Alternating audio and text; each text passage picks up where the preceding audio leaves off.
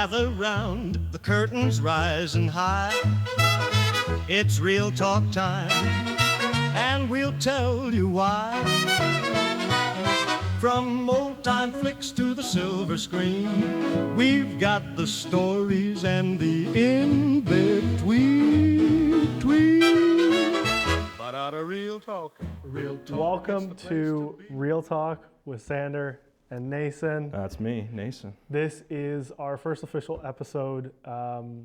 We wanted to start doing a podcast. We've been best buddies for, I don't know, more than 10 years now. I think it's like 11, almost 12 years now. 12.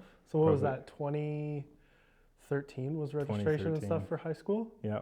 So yeah, kind of just our love for film and stuff has expanded so vastly over the years. And as you can see, some of the backdrop and stuff, we're very lucky to have my condo here that has a mini cinema. So that's where we're shooting as well. Yeah. For the time being, then we'll get a studio at some point. But at some point, but for now, now, we're in the condo cinema. But hey, it looks pretty nice. Yeah. So today's episode is going to be very straightforward, very simple.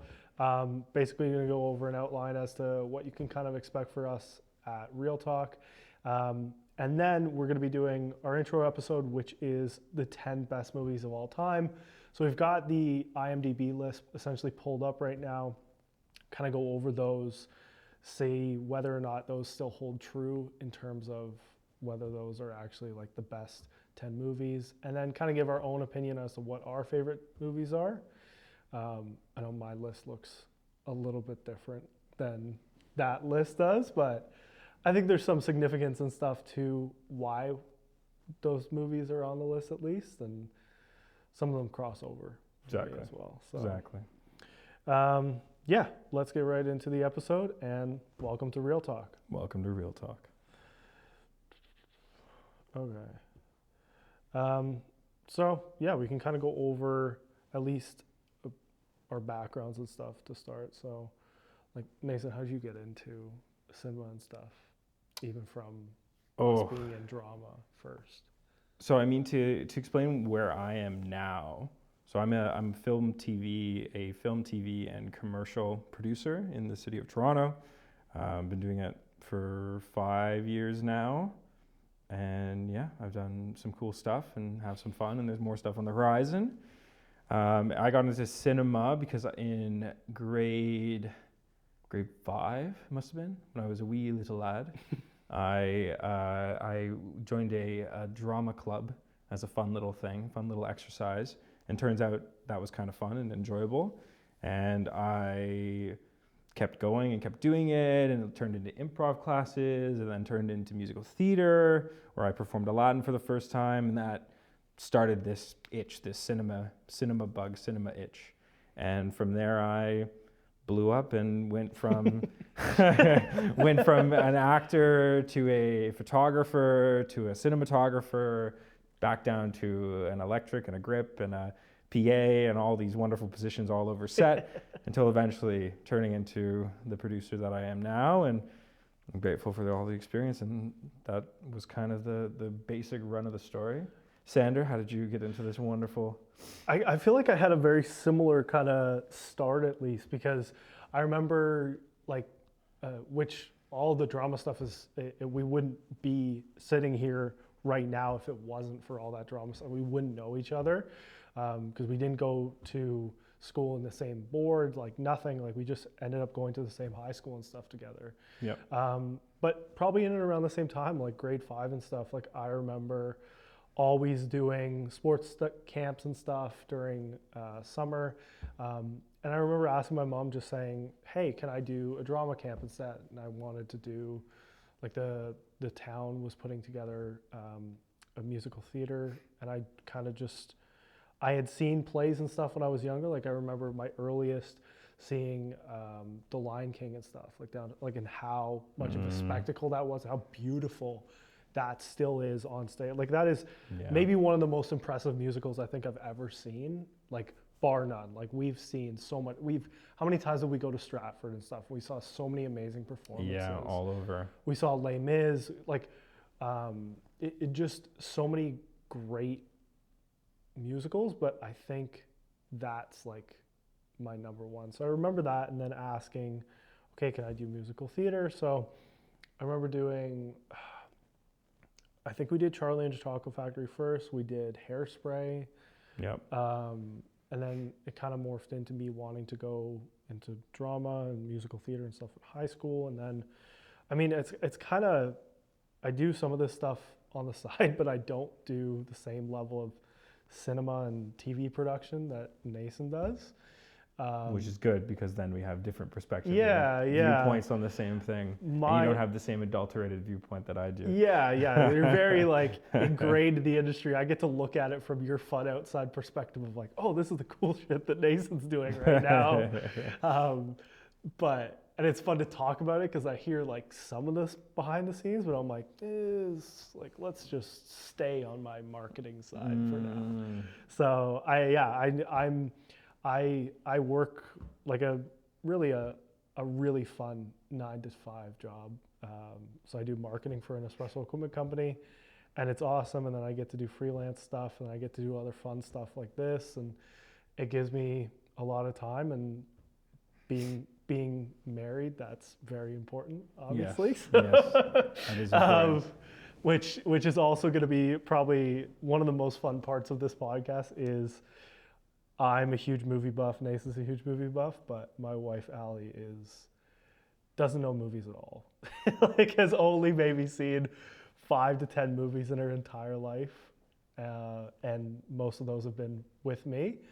And her most recent one, which at least was seeing Gladiator 2, she liked. She's got a thing for Paul Mescal now, as everybody does. I can't blame her. Yeah, and it's funny too, because going into it, she was like, I won't She wasn't like it. sure. I'll fall asleep. I won't enjoy it. And then next thing you know, she's on the edge of her seat watching it, enjoying it. Exactly. So that's kind of, that's which funny. They've also said already, Ridley Scott has already said they're making a third one.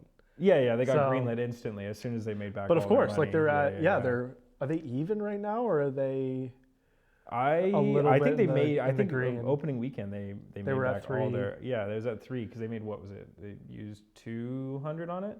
I thought it was like 350. I remember. Oh, it could have been 350. I'm not sure. Yeah, but it's already been Denzel's highest grossing movie he's ever been a part of. Yeah, that's wild. Which in the first week and a half, 2 weeks is incredible. Like he's had movies that have had so much longevity, but like to have an immediate success like that, but it's such a good carry-on of an old franchise, like an old movie. It's a good continuum.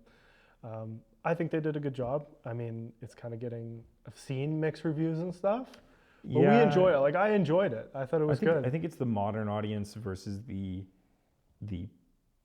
OGs of the that's the best way to put it. The OG audience, because the OG audience felt that it didn't resonate in the same way that the first Gladiator did. Yeah. And that's just because the first Gladiator went through a whole different workflow than this Gladiator. Yeah. But for what it was, for what the movie was, it was entertaining, it was exciting. They really leaned into stuff. There was certain things, and we can talk about this on our Gladiator podcast. Of course. But there was things that could have been improved on and pushed forward. And I agree with the OG audience, but looking at it from a purely, this is a cinema piece, this is a film that we're watching. It was entertaining, it was exciting. I didn't mind the long runtime because I was entertained the whole time. I feel like I didn't even notice so it was what, 2 hours and 40 minutes, right? It was about that, maybe a little bit more. I feel like I didn't notice the time. No, neither did I. I felt like it went by. I mean, at least I want to say the first 2 hours felt like it flew by. Yeah, I would agree with that. There was constantly stuff happening. And I feel like there was a bit of a lull in terms of like, obviously if you haven't seen it, we don't want to like totally spoil this, but there's a lull kind of minute 20 to 40, I want to say, in terms of like action. Yeah, once they get back into the grounding of the story. Yeah. Yeah. There's about 20 to 30 minutes in there, but then most of it is like pretty action packed. Yeah. In terms of like a modern movie. Yep. Coming from what was one of the greatest movies. Like it's in I would say it's in a lot of people's like top 20, but definitely some people's top 10s. 100%. In terms of like movies. And I'd say a lot of people's top 10. In terms of also the significance of like over 20 years ago when it was made, how good it was and how much architecture was put into the design of the movie. Like the sets were the insane. sets, just everything. Like just instead they rebuilt Rome, Yeah. like, which is just so hard to comprehend because, yeah, they still did, kudos to them because they did a lot of that now. Like, at least you have the same director who's got the same vision in terms of like, okay, I don't need to CG everything. Yeah. Obviously, there's some stuff where you go, okay, There was. fill-ins, and there's the obvious one in the middle with like I guess I get, you could see it in the trailer, but you can see Spoiler warning. the sharks, and you're like, okay, what are we? Because Allie asked me that, and Allie wouldn't normally ask me questions. She's like, would there have been sharks in there? I was like, I don't. But there could have been. I don't think so. I mean, like, you just use it for effect of like how crazy it is, but it was like little things like that. But you're like, obviously, there's CG here in terms of like the sculpture, and make it look bigger, make it look more filled in, like and stuff like that. They did a lot. I know that from behind the scenes photos that they did a lot of set extensions. Yeah. So using CGI to enhance the amount of production design that they did on the actual shooting floor. And they did a lot of it practically, but I feel like set extensions is that great use of CGI that's just only gotten better in the modern day. Exactly. Like you don't want it to be, you don't want the CG to be the focal point of the shot. You want the CG to be, okay, you're filling out a crowd, basically. Like you've already got 1,000 people there, make it 10,000, like you're like that's how it should be. Accentuate it. And part of that is what I just saw too, because in just a week after this podcast episode goes out, we're going to see Craven, and we'll do an on-site and stuff. And I saw, did you watch the video that Sony put out?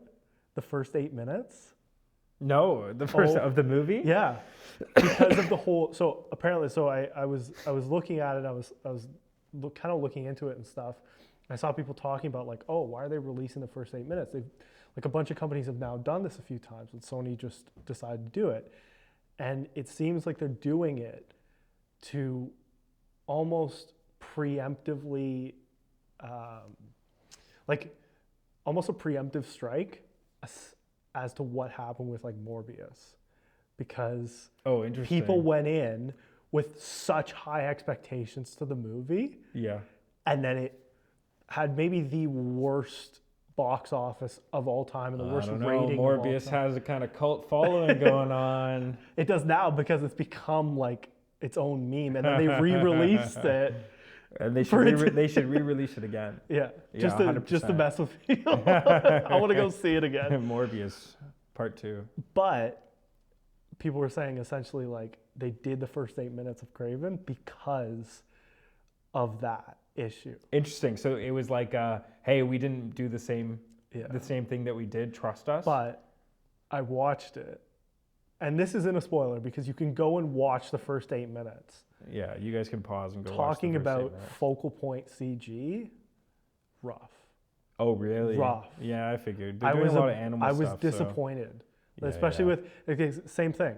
The trailer looks fantastic. You don't see it in the trailer, obviously, but watching it in the first 8 minutes, the action's fantastic. It's very, very well done.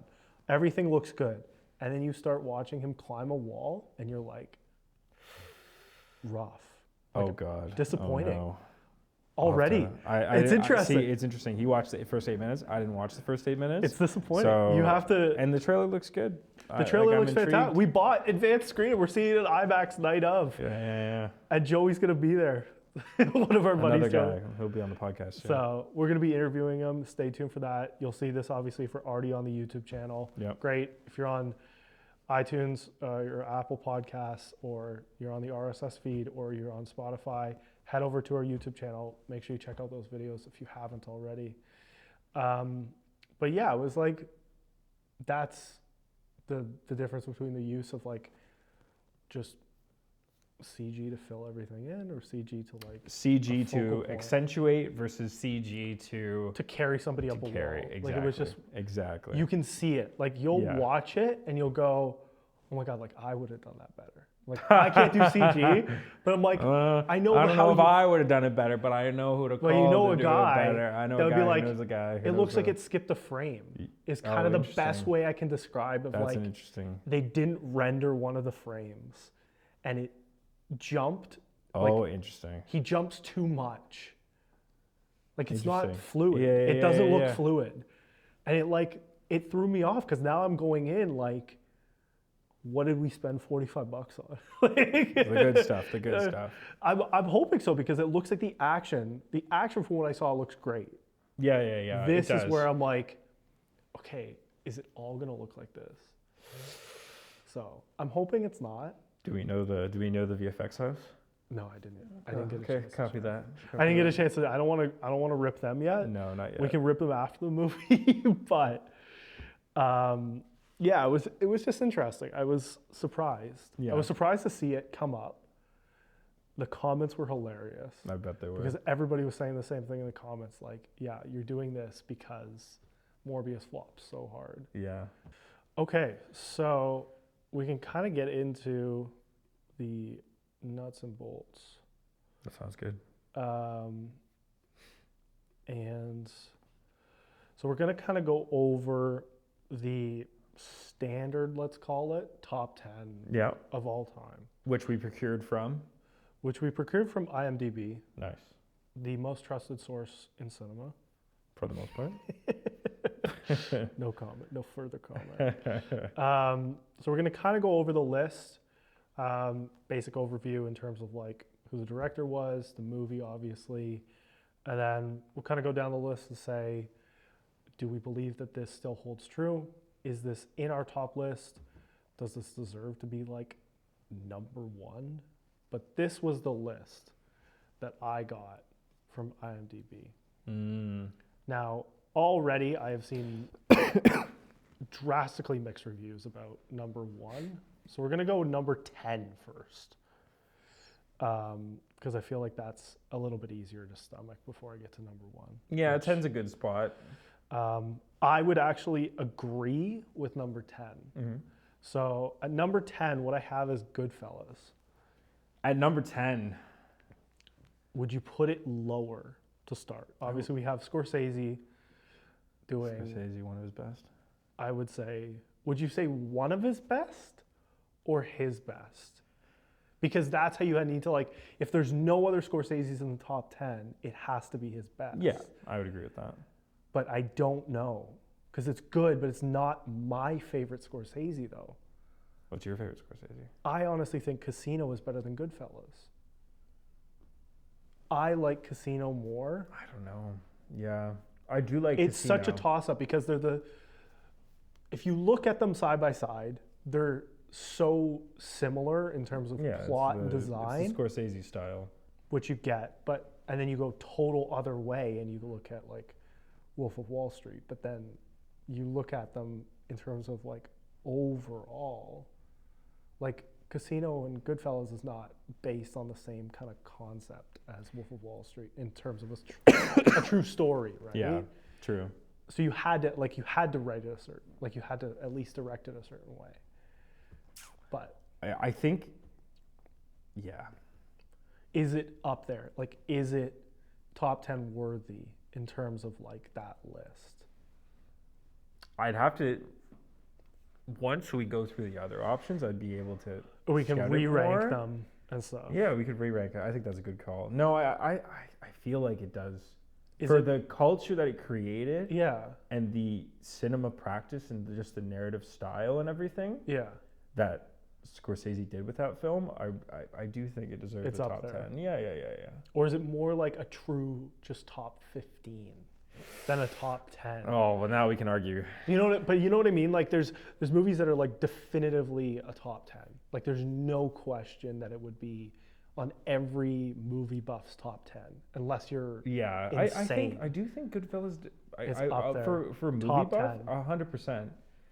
And what's interesting, what I'm conflicting about right now internally as I think about this, Yeah. is my style of the films that I watch and I enjoy as a creative, as a producer, as whatever hat that Yeah. I'm wearing at the moment, is very different from what we call it the typical cinema That's what I buff. mean. That's what, And yeah. so it's like I have films that are more obscure and more interesting, more art house, that kind of thing. Yeah. That I would honestly rank in the top 10, but that's because it's the top 10 impact to me. Exactly. On top of a world, if we're talking world impact, I think Goodfellas really hit the market. Yeah. And I would say that is probably impactful at a level 10, generalizing. Which is part of like why this list is like movies that we haven't necessarily seen. Like in this list to get to like higher up is Citizen Kane. You haven't seen Citizen Kane? I haven't seen that movie. See, the classic. But that's the what film I mean. school classic. But that's an old movie. Didn't go to film school. Wouldn't have seen it there. And haven't had a chance to watch it. But also understand the cultural impact that had for that movie at the time. Like, that's an old movie. Like there's a few movies in here that are old. Like very, very old. That are still considered the best movies of all time. But like they wouldn't be in my personal list. Right. Because even if I had seen them, I might not put them like top 10. Like my top 10 is like, as you said, like they're not art house movies, but they have different impact to me. Yeah, and they're more modern taste. Yeah. Like we'll call it what you'd say the last 20 years versus the last. But even like I definitely have some of these movies in my top 10. Fair. Like I have Goodfellas in my top 10. But I have like Planes, Trains, and Automobiles in my top 10 in terms of significance to me, because that's what also made me fall in love with these movies so much. Yeah. Like in movies in general, because I watched like all those old John Candy movies. So funny. Yeah, like John Candy. Uncle Buck, like just the hilarity of that. Like just they don't make comedy movies the same way anymore. Yeah. And that's a whole other like it is a very different discussion scope. in terms of what cultural impact that had. And unfortunately, like he's not here anymore, right?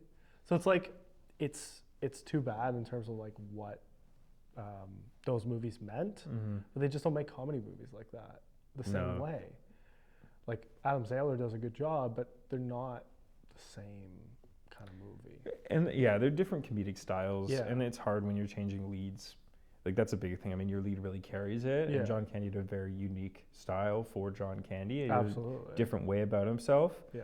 And I find comedy is a lot about personality and who you are as a person, and your inner light and dark, and how they conflict. That's kind of what makes a comedian in a way. Yeah. And yeah, I would say John Candy is very different from Adam Sandler. They're almost different worlds in terms of the comedy sphere, but they cross over in very similar ways. So we've got number 9 is Lord of the Rings: Return of the King. In terms of the significance of the movie with the storytelling, can understand it. Is it in my top 10? It's not my favorite franchise. Well, that's It's like like the it's so bias. tough, right? Because that's like how many major franchises are there like that? What, like 4 or 5 of the biggest like continuum franchises. Fair, yeah. Like Star Wars, like if not including Marvel because it's not really the same thing. Technically, you could put Avengers in there because at least it's like what there's 5 movies, 6 movies if not almost more, now. But like I think if you just look at like all the Star Wars movies, I mean the original Star Wars, not the new ones. The original ones are good. the new ones not so. I'm not as much of a fan. The new ones are a different conversation. They were good. I mean, like they do a good job, but they're not. That's a whole other podcast. When we have a Star Wars expert on the podcast, that's when we'll tackle That's that. what we do. We'll get 2. We'll get the modern Star Wars lover and the OG Star Wars lover, and we'll pit them in a battle to the death. And then we'll get my dad to talk about why Star Trek's better. But that would be that would be really funny. Which is to round perfect. off the This is podcast. exactly what we could definitely need. do that. So yeah, it's good. Is it in my top 10? I think there's better picks. I think you can have, like, I don't know. It's good. Is the cinematography still like some of the best of all time? Yeah, it's just like, especially at the time, like 2003, at that level of cinematography, yeah. But I mean, what they did with the film though, from like a shooting and actual production standpoint, I think is really why it's in the top 10. Because that just what they were capturing, what they were doing with the technology on the CG side, on the art side, like they just really, it's a masterclass in filmmaking and also reinventing filmmaking as you go along. Yeah, at that time too, like that's such a critical time because that's right before you got into essentially every production using an IMAX camera. Yeah. That's just a few years before that started. Yeah. And so with the technology they had then to do what they did, yeah, like I get it. But is it mine? It's up there. Is it the best one? Yeah. But Yes. is it in my top 10? It's I would say top 15 if I were to look at it like totally impartial in terms of like what my movie preferences are typically. Like I wouldn't go back and watch it. Yeah. I've watched it. It's long. It's great, but it's not like I would watch it 18 times. Kind of. See, this is so interesting because it's definitely high on my list in terms of praise and the enjoyment I had and just what it means to cinema and what it means to the filmmaking world. Would it make my top 10 list? Probably not. But it's Would it make close. my top 15? Probably not. Oh, Would it make my top 20? Maybe, but probably Interesting. not. And that's mainly just because I can name 20 movies that are more relevant to me and my creative journey. exactly. Yeah, that- like it's not. That I would rank as my top 10, top 20. And Lord of the Rings, what an amazing series. And it was great watching it, and I watched it a million times since. Yeah. But I don't know if that would come to the top of the list. Mm-hmm. Maybe if I got, maybe actually, it might make top 15 actually. Okay. As It'd be I think close. It about might be it. like Yeah. 17 or 13 depending on the day. I think it would be like it really depends, but it does deserve its top 10. I would say. I would say. Especially like in terms of all time, if you're looking at the impartially, like is that going to be there? It's probably always going to be there. Yeah. It's going to be hard to like really knock that out. Oh yeah, a lot of these films. Now, next one, and I think this would be in both of our top 10s without a doubt. Like I don't even need to double check with you. But The Dark Knight. 100%. Absolutely. 100%. That's The Dark Knight for me that's number 2 for me. Damn. No, I would say I would agree. I don't think there's like I can't even tell you. Aside from my number 1, I don't know how many times I have watched that movie because I will not ever stop rewatching it. It's always good, and for whatever reason, like it's one of those movies that was so extremely well done, and I am a Christopher Nolan like brown noser completely. I love. I will just admit that. I will totally admit that. And like it, but he's consistently put out in our generation of directors. Aside from like, if I put him in a very short list of my favorite directors of really our lifetime, because it's like obviously Scorsese has been around for a very long time and done some absolutely incredible movies that like we still love, but him and Quentin are maybe my top 2 or 3, like in the top like 1 or 2. Like they would fluctuate between 1 and 2 in terms of directors. Yeah. So to have that there at 8 to me is disrespectful, but I also understand based on the rest of the list. Yeah. So No, The Dark Knight is incredible. and of course Heath winning, and really still having one of the best performances of all time. Like I'm trying to think of like a better supporting performance. But it's not even like it didn't feel supporting. That's the craziest part about Heath as the Joker. Is unfortunately he never got to see it, but I don't know if there's been a better, like, if somebody wants to check me on that on socials or something, I don't know if there's really ever been a better supporting actor. That's so like I think it's a bold statement, but like nobody's ever been that captive in terms of like how good he was at that role. Like that was him. He put an aspect of himself into there. Yeah. He gave a little bit of his soul. Himself there. He gave a little bit of his soul to do that performance. And there are definitely supporting roles that rival because so in this one, the Joker was such a distinct opposition to Batman. Yeah, of course. And that's what allowed it.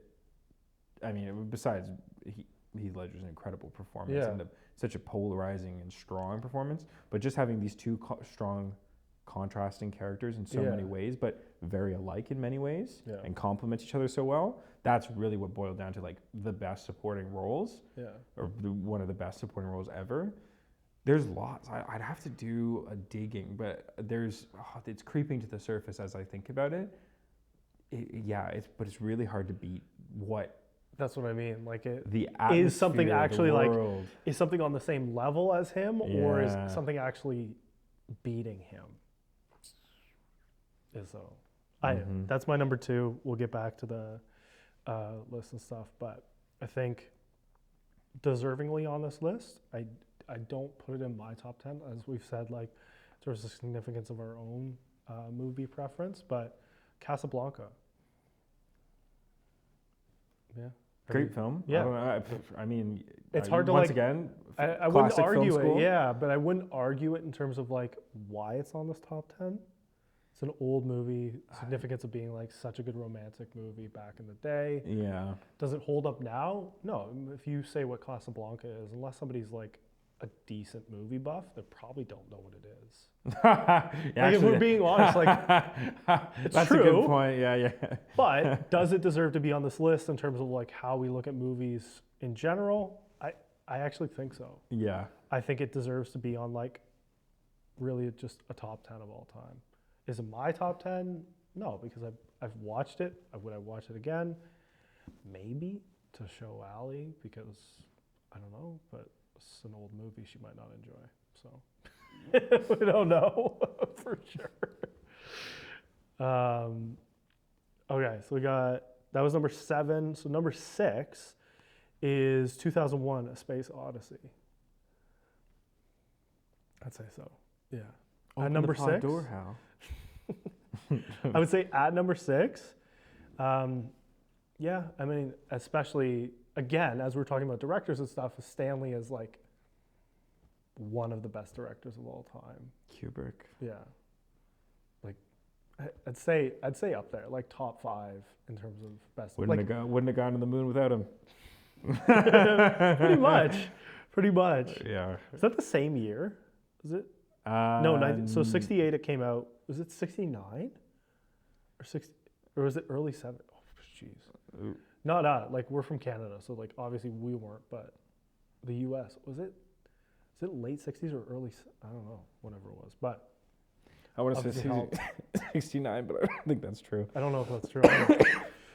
We'll figure it out. We'll fact check ourselves. But I think deserves to be, I don't know, 6, like it's so hard as you kind of get like closer and closer to 1. It's like, how interchangeable is this list?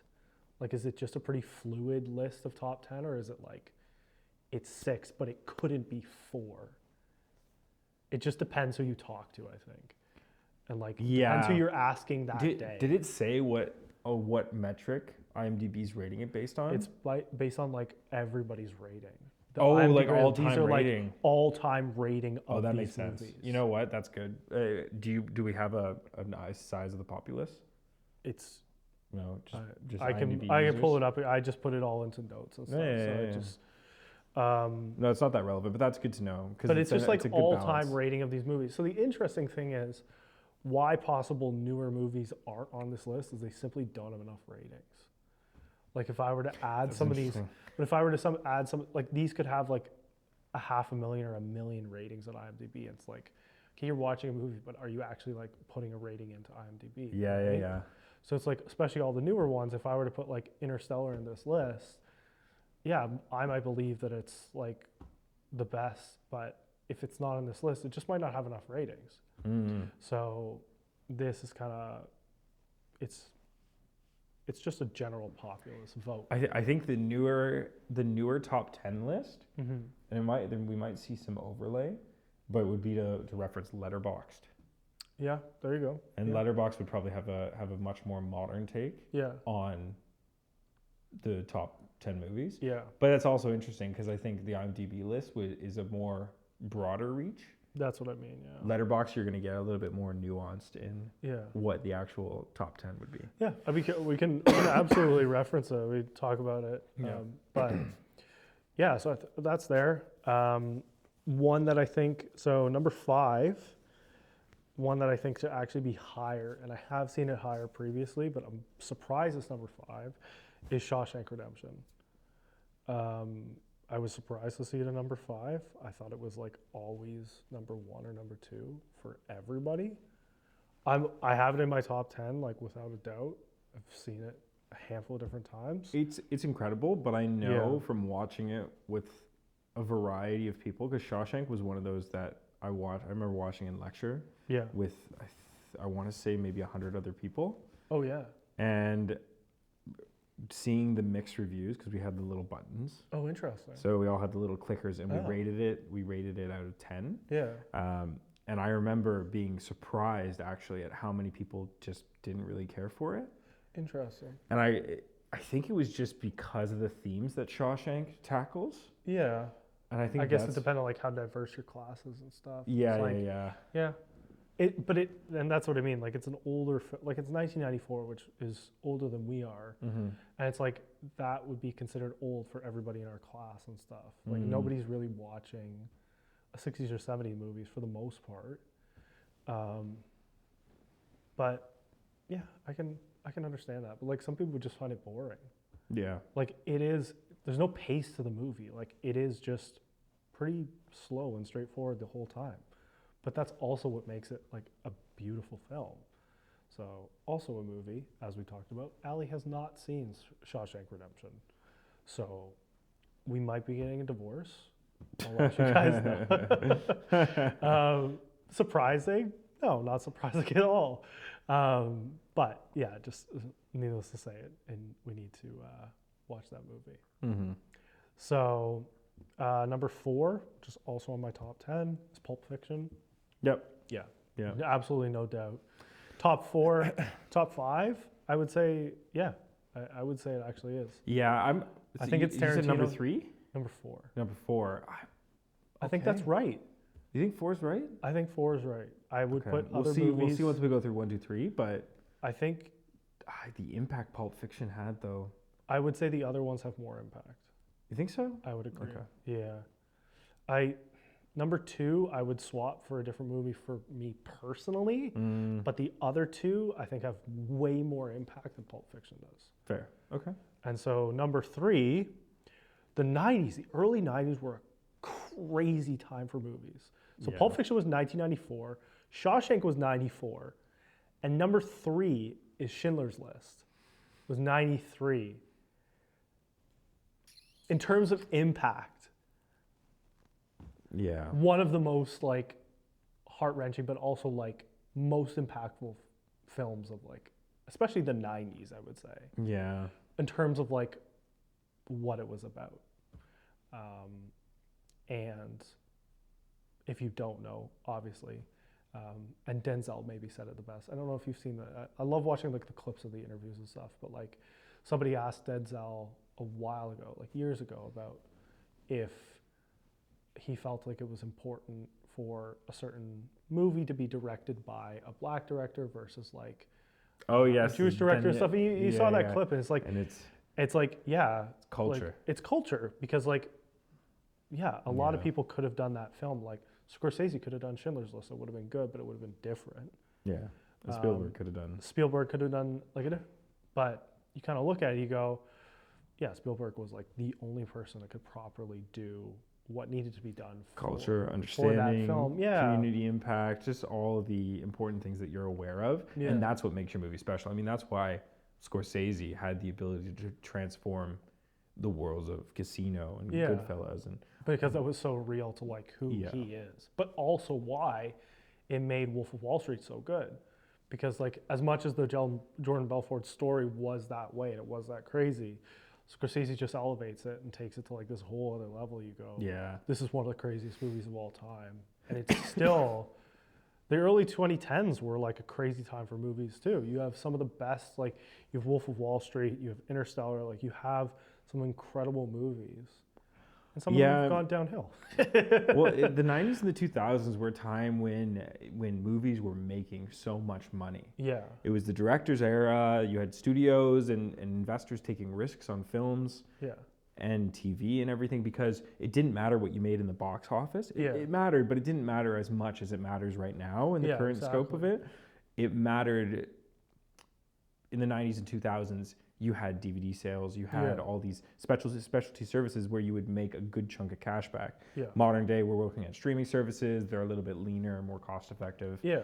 Less money, so you have to make more of it back. So you can't do these huge, giant films and expect to make. You want to make the money back, but it's harder because a lot of people are expecting it to be on streaming services and not going to the theater, and the theater is really where you're going to make your money back. And I still, my favorite thing to do is actually just go to the theater. So if you can, it's hard to appreciate the film's true glory. It's hard to beat the popcorn too. Yeah, that too. You can't do it at home. It's just not the same at home. Somebody else makes it for you, and it's $12. It's way better. So number 2, as we talked about earlier, is Citizen Kane. Now, do I think it needs to be number 2? No. Do I think it needs to be top 5? Yes. Is it on my top 5? No, for its own reasons. Yeah. I think it's just, it's hard. I mean, Citizen Kane was defining for cinema. Yeah. And I see the impacts. I mean, talking to the older generation of people, of movie buffs that I know, Citizen Kane is 100% top 3 at least. But for us, the younger, like this younger generation of, Citizen Kane wouldn't make my top 10. Yeah. But that's just because there's a much more diverse pool that I'm drawing from as a creative. Yeah. And Citizen Kane is appreciated and up there in cinema, but it wouldn't be on my top 10. Yeah.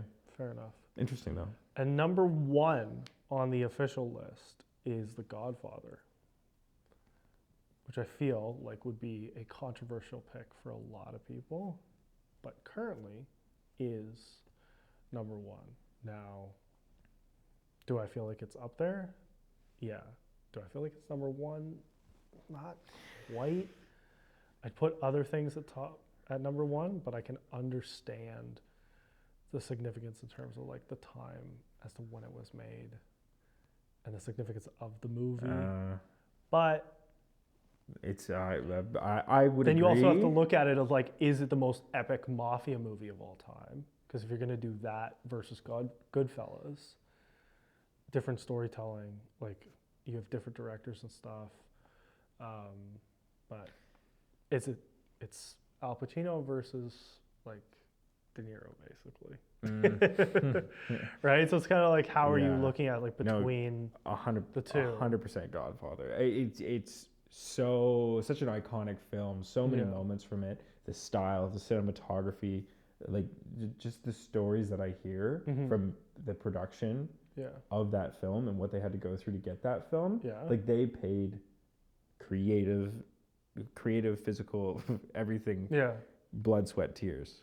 And the big thing that I find with movies from the 90s and 2000s and before that and less so after that, well, not less so after that, just a lot more specific, is that there was this real creative love and appreciation and giving of this creative medium to these pieces. You could feel the love, the hate, the anger, the anxiety, just everything pushed into this format, this medium.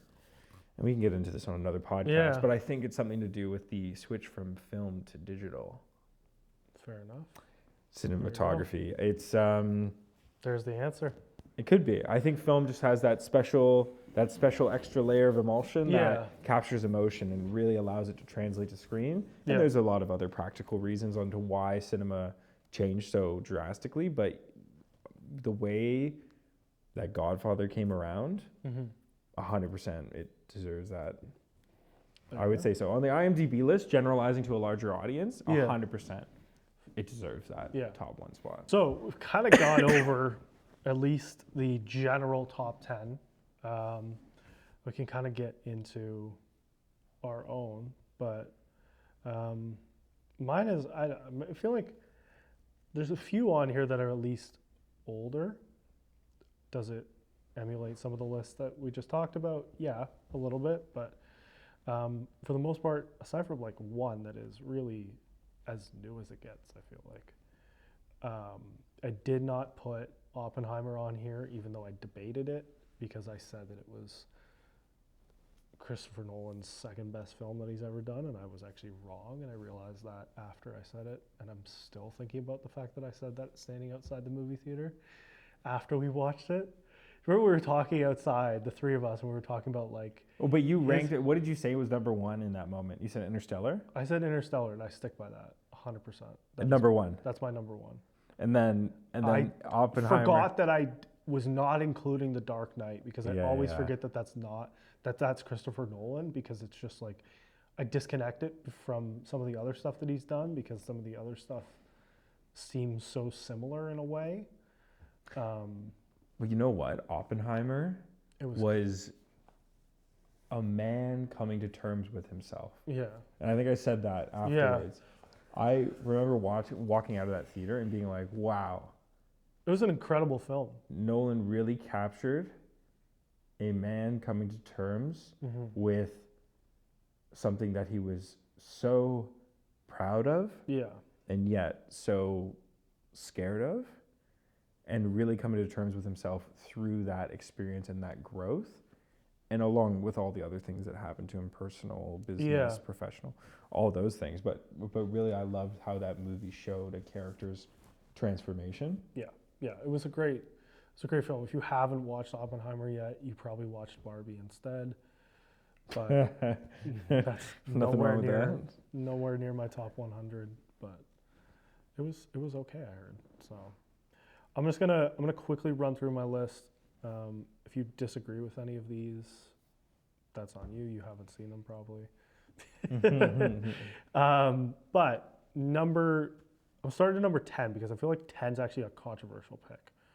Number 10, I actually put The Gentleman, because I feel like Guy Ritchie did such an incredible job with that. Now, was the spinoff of the TV show worth it? Not necessarily. Are they doing a second season? Yeah, but whatever. The TV show was good, but I don't think it captured the essence that the... But he also wasn't there for most of it, so it's not like... Because it wasn't his thing. Yeah. He was like, I made my film. But that's my point. So it's like, that's why the movie was so good. This is my list based on the impact that it's had on me in terms of how I enjoy my movies over the last however long. Part of this list also includes movies that I've always enjoyed and like what I grew up watching. And then part of this is also just like replay value in terms of like, I will consistently watch the same movies over and over and over. Wow. And I will step out and watch other movies and stuff from time to time, but honestly, this whole list I have watched more than 5 times each, and I can guarantee that. Exactly, yeah. But I also know like I can turn them on and always have a good time watching them. So, Gentleman's 10 for me. Number 9, which some people I wouldn't say necessarily has the same replay value, is Dallas Buyers Club. Yeah. Also an incredible true story. And an unbelievably good movie, and the reason that Matthew McConaughey has an Oscar, even though he deserved it for many other films, but that's besides the point. Number 8 for me is Wolf of Wall Street. Again, significance. Remember seeing that in the theaters up in Collingwood when it came out, like opening weekend. Unbelievably good movies. So well shot, so well done. Another great true story. And I think it still holds up and something that I would continue to watch. Obviously, can't show my kids when I have them because it's if you don't know, that's on you. You should know. 7 in terms of like impact was Planes, Trains, and Automobiles. That was like the first movie that I remember my dad ever showing me. And I could put that on right now and be like in tears laughing at some of the stuff in that movie. But also, and I can give a spoiler because like it's a 50-year-old movie. If you haven't seen it now, If you haven't seen it now, well, go that's watch on it. you. It's actually a really sad movie. Like the whole point of the movie is actually like it's a bit of a tragedy in terms of like the whole significance as to like John Candy's character. And so yeah, it's a fantastic movie. I love all the comedy, but I also love like how heartfelt the movie actually finishes as well. So if you haven't had a chance to watch it, I highly recommend that you watch it. Casino is number 6 for me. That is one of my favorite Scorsese films. I absolutely love it. And I think it has a lot of impact in terms of like how good those mafia movies were at the time. I think Pesci maybe had one of his best supporting roles in Casino, more so even than Goodfellas. I have Goodfellas higher, but I think Pesci did a better job in Casino than he did in Goodfellas. So that's why it's at 6 for me. Number 5, which I feel like deserves to be higher on a lot of people's lists, is Moneyball. Like, you can't go Brad Pitt and Jonah Hill. Like, really the best duo you ever could have put in those roles. Billy Beane actually just, unfortunately, he passed away this year. So the actual person who Moneyball was created about actually passed away this year. It's a big loss for baseball. In the same year that the Oakland A's actually left the Coliseum. So big significance and stuff happened this year. But Moneyball just like, I think extremely impactful in terms of like how people looked at what actually happened with the Oakland A's at that year. And like, I would say a pretty big impactful sports movie. Like you can put a ton of other sports movies ahead of that, but I think that's like one of the best of all time. Goodfellas at number 4. I feel like that really needs no explanation as to why that would be so high up there.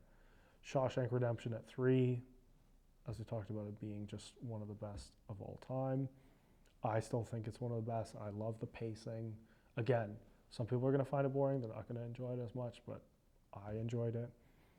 Dark Knight at number 2.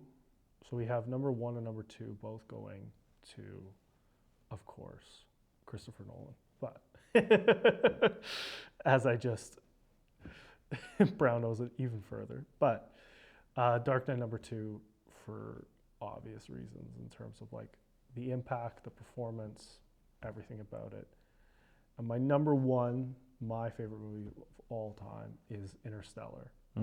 Bar none. I've watched it 40 times. I will continue to watch it 3 to 4 times a year because I love it every single time. It just got re-released in IMAX and we couldn't get tickets because it was sold out in like 10 minutes.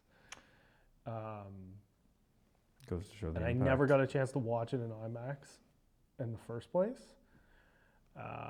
But I will at some point, maybe for the 20-year anniversary, I'll get to watch it in IMAX in 70 millimeter. But that's my top 10. That is a hard top 10 for me. There's other movies that could kind of like intertwine in maybe 9 and 10, but 8 and in is set. Like I would not change those movies. Like it would have to be a 12 out of 10 if it got released today to break into that list. Oppenheimer is the only one in the last little while that could come close to that top 10 for me. It could be interchanged in terms of like 9 and 10 possibly, but I'd have to watch it a ton more. I've only ever seen it once.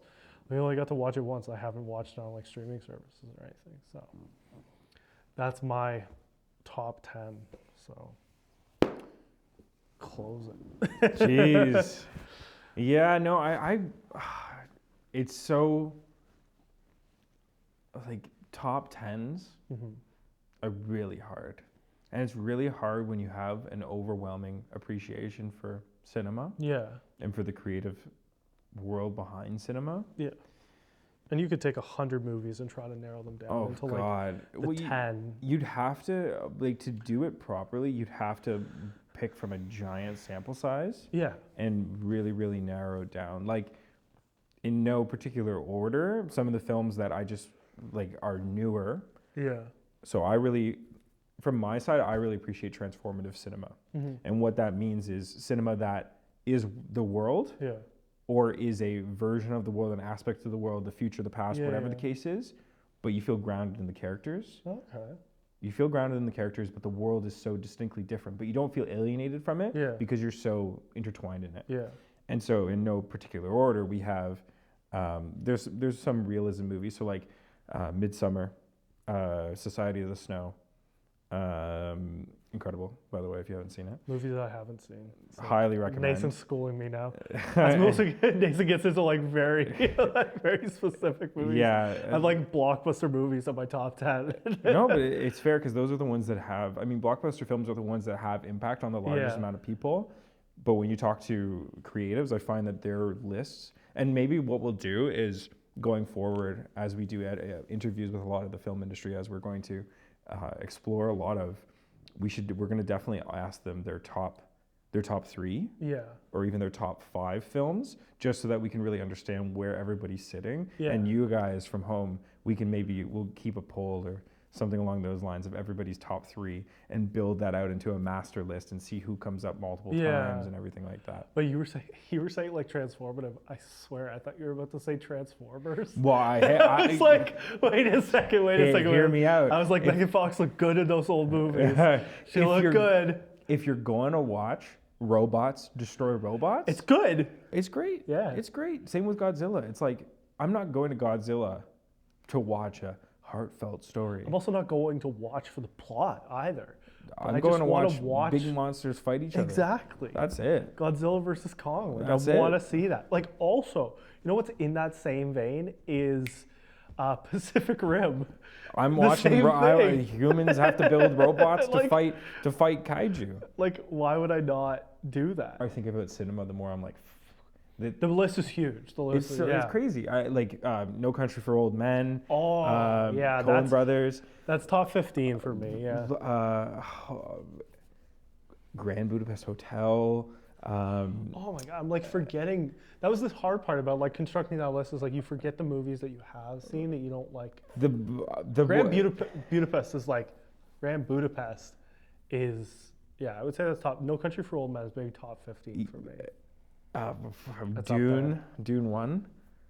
I didn't like the Dune movies as much. You know what? That's fair, and that's fine. I didn't like them as much, and I didn't watch the second one. Like, I watched the first one, I was like, yeah, it was good. I was like, okay. I walked away from Dune blown away by it. Villeneuve just he understands characters, he understands cinema, he understands how to build the big world. I love slow-paced cinema. Yeah. And Dune 1, from talking to a lot of people about it, it's slower cinema and it's sci-fi and it's all these things. I love the complexity and the uniqueness of that film, and really how they leaned into a style. They did things differently. They really, it gave me a taste of what they were doing in the 90s, the 80s, 90s, 2000s, where they were being experimental, they were having fun, they were trying new things because it wasn't just about making a film, it was about building something unique. Absolutely, yeah. So Dune 1, Blade Runner 2049, and that's because fucking love Deakins. Cinematography is incredible. Deakins, amazing, what a love. I would say one of the best pieces of cinematography, aside from like, for me, Interstellar, but like one of the best cinematography pieces in a very long time. The Blade Runner 2049. Yeah. Like how it was constructed, like I kind of, aside from Dune, Dune was, don't get me wrong, like I can appreciate the cinematography and stuff in Dune, I just didn't like the story as much, for me. Yeah. No, that's fair. I mean, everybody's gripe with Dune was the story. I really love, like, Oppenheimer's up there for me. I really love all these character pieces that really, really dig into the hearts of those individuals. I may butcher this name, but El Conde, it's a Spanish film or Chilean film. I want to say it's black and white. It's a vampire film. Old movie? No, it's new, brand new. 2022, 2023 maybe. Did Liz translate her? No, no, I watched it with subtitles, and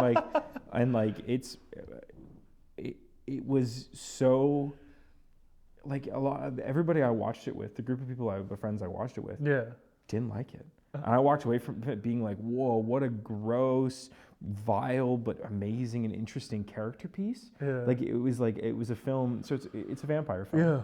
And the movie is just around this, he's the count, and it follows it was Chile, I think. It was the Chilean government. Like such an Is interesting. it, or is it Cuba? I can't remember correctly, but a government. It was about a count, a general who made his way in because he's a vampire. He got his way in, ripped off the government, did all this stuff, and then got exiled. And so he's living out his days, and he's done with life because he's like, I lived for 100 years or 200 years. I don't want to live for another 200 more. Like I'm ready to die. And his kids in this movie, vampires can only pass on by instigating it, like saying not saying, but being like, I am going to give you you're going to become a vampire, and so you had to have the intention when you bit somebody, because you could just bite somebody and not give them anything.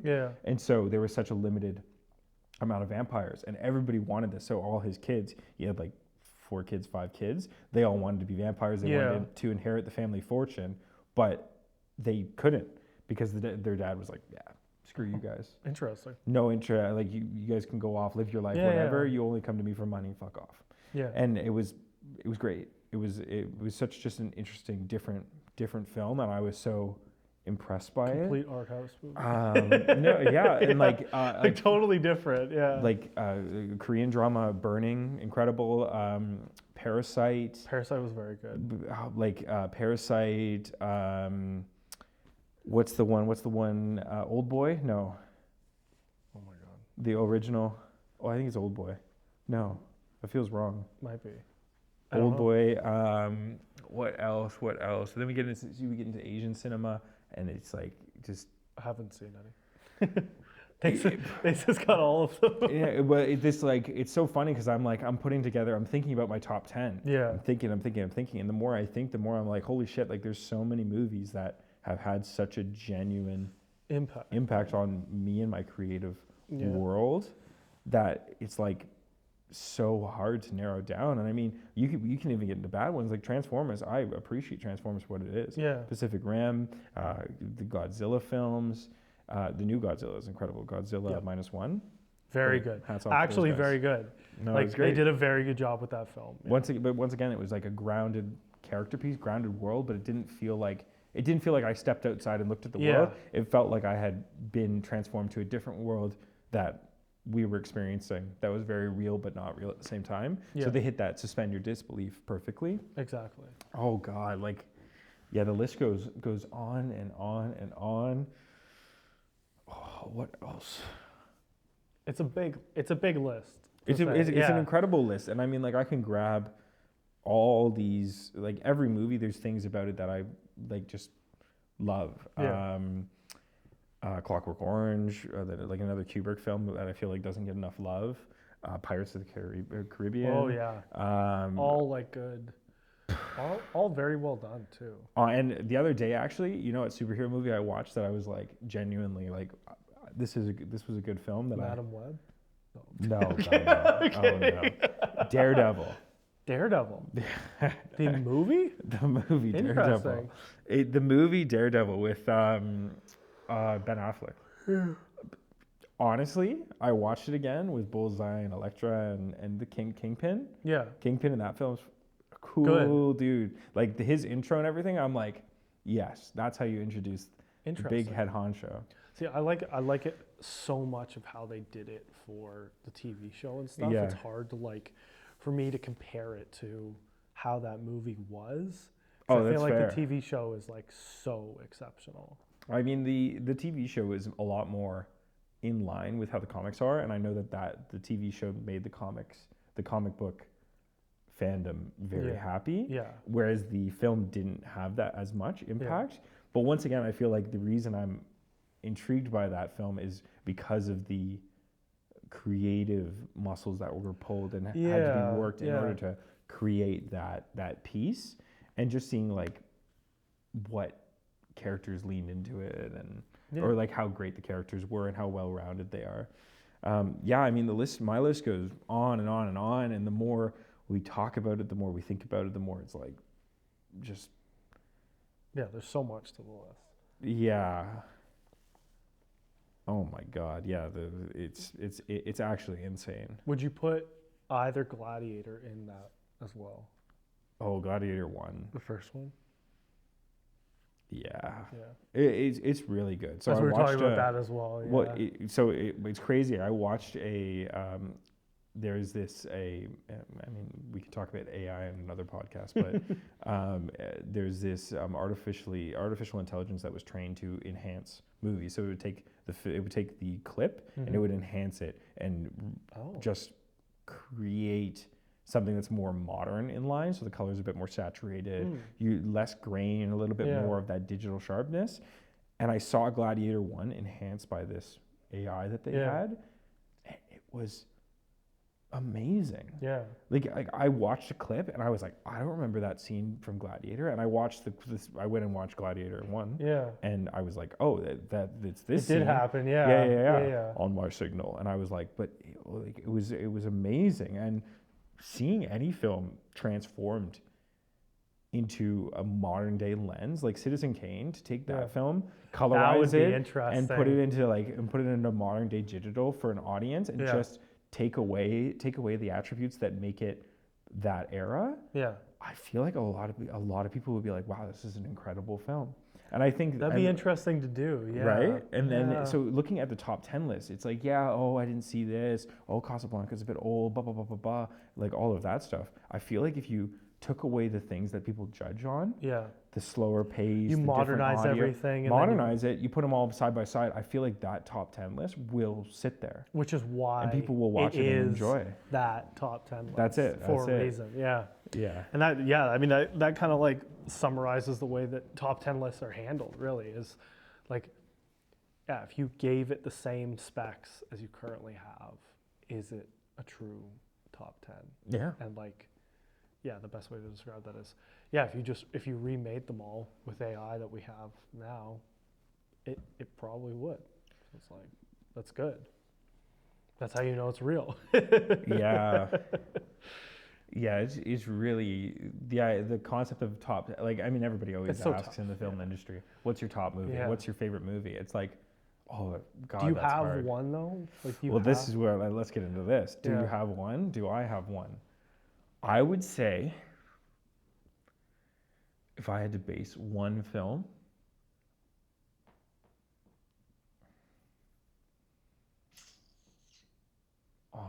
that's so tricky. One film to sum it all up. Do you have one? Yeah, mine's Interstellar. Yeah. 100%. Oh, okay. Yeah, 100%. Without a doubt. I don't think that.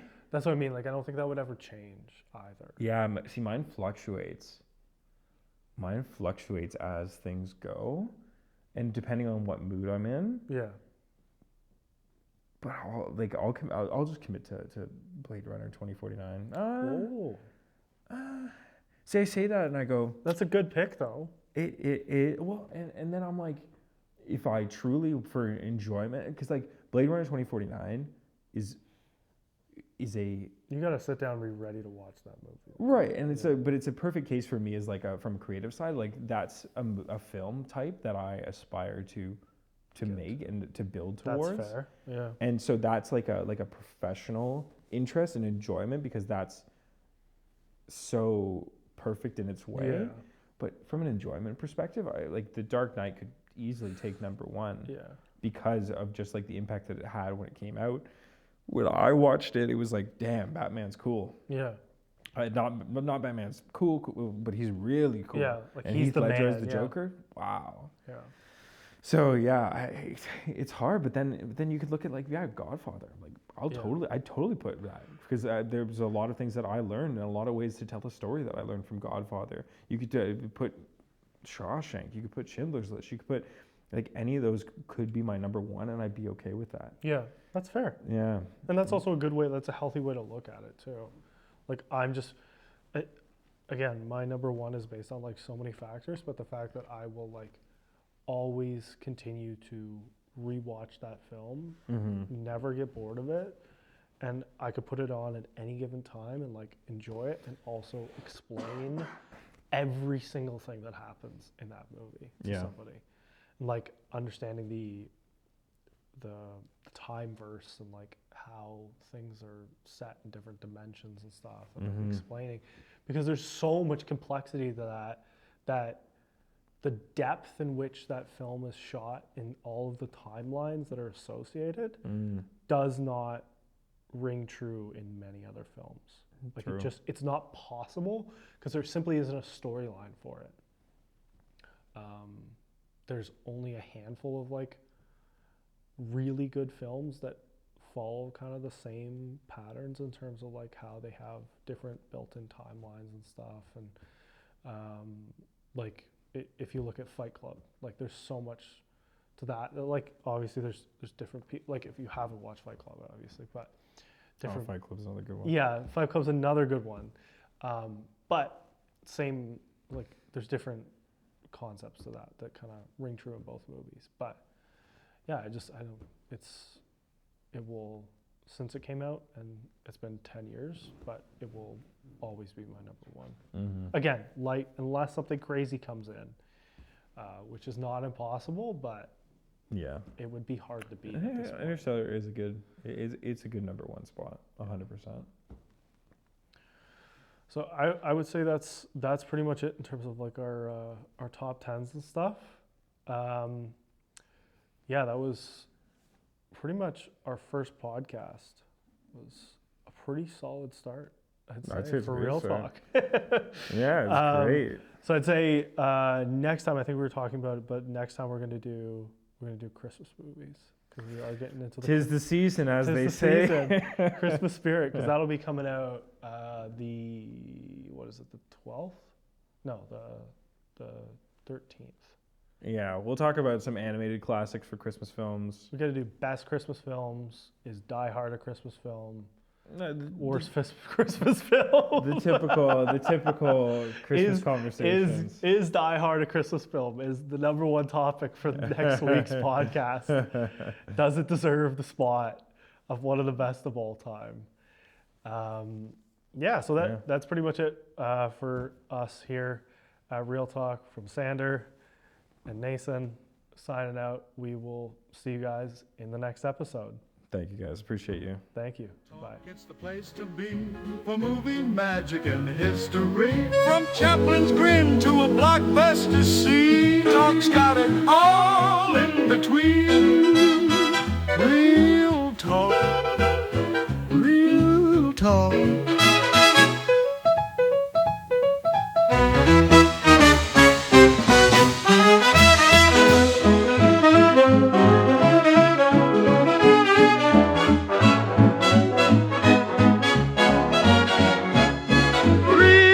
Talk.